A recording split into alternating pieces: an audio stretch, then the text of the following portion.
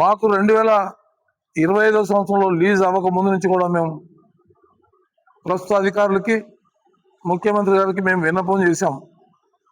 దీన్ని లీజ్ సమయాన్ని పెంచండి, ప్రజలకి మరింత సేవ చేసే అవకాశం ఉంటుందని చెప్పి మనం అడిగినాం.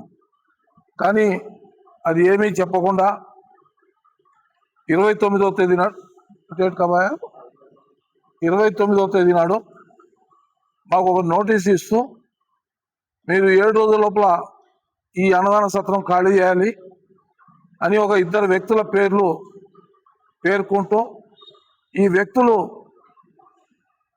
మున్సిపల్ అధికారులకు మీ మీద కంప్లైంట్ చేశారు. మీరు 1600 గజాల స్థలం, మీకు ఇచ్చింది 800 గజాలు, మీకు 1600 గజాల స్థలం మీరు కబ్జా చేశారని చెప్పి దాంట్లో పేర్కోవడం జరిగింది.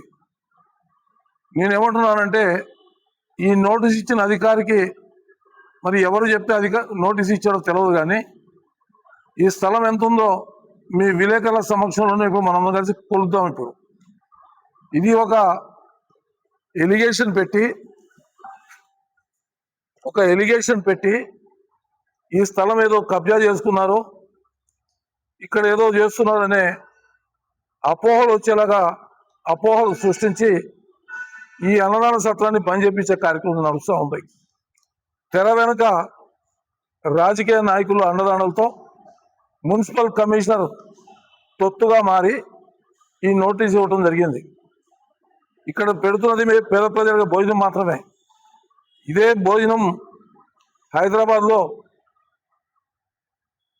హరే రామ్ హరే కృష్ణ వాడు భోజనం పెడతా ఉంటే హైదరాబాద్ మున్సిపల్ కార్పొరేషన్ ఒక్క భోజనానికి 27 రూపాయల చొప్పున వారికి పేమెంట్ చేస్తూ ఉంది.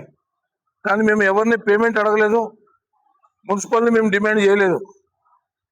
మీరు మా లీజుని తగ్గించండి అని మాత్రమే మేము దరఖాస్తు పెట్టినాం. గతంలో పెట్టినాం, మొన్న కూడా పెట్టినాం.